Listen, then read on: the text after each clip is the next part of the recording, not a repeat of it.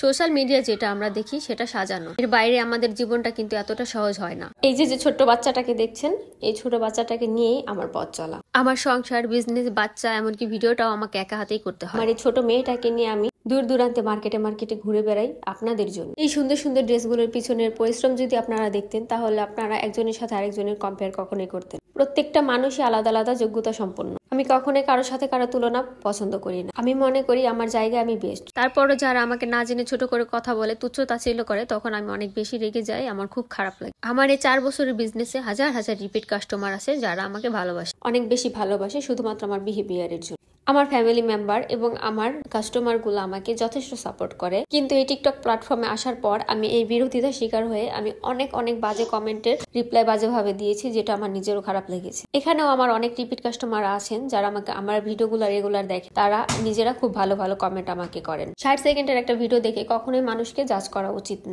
মানুষকে তার নিজ নিজ গুণ দেখে বিচার বিবেচনা করার চেষ্টা করুন, একজনের সাথে আরেকজনের কম্পেয়ার করে না। এত পরিশ্রমের পর যখন আপনারা আমার কাজগুলোকে ঠুনকো মনে করেন, তখন আমার অনেক বেশি কষ্ট লাগে। আমি কখনোই কারোর সাথে কোনো বিরোধিতা চাই না। আমি শুধু চাই যার যার মতো তাকে বিবেচনা করুন। আমি হামিম আপুর এই ড্রেসটা টিউটোরিয়াল অনেকে চেয়েছিলেন, কর্মব্যস্ততায় রাত দিন এক করে ওই সময় হচ্ছিল না দেওয়ার, তো আজকে দিয়ে দিলাম। ভিডিওটি ভালো লাগলে অবশ্যই লাইক, কমেন্ট, শেয়ার করে পাশে থাকবেন। আপনাদের ভালোবাসায় হয়তো একদিন অনেক দূর পর্যন্ত চলে যাব, আর আমি শুধুমাত্র আপনাদের ভালোবাসা থেকেই অনেক দূর যেতে চাই। আল্লাহ হাফেজ।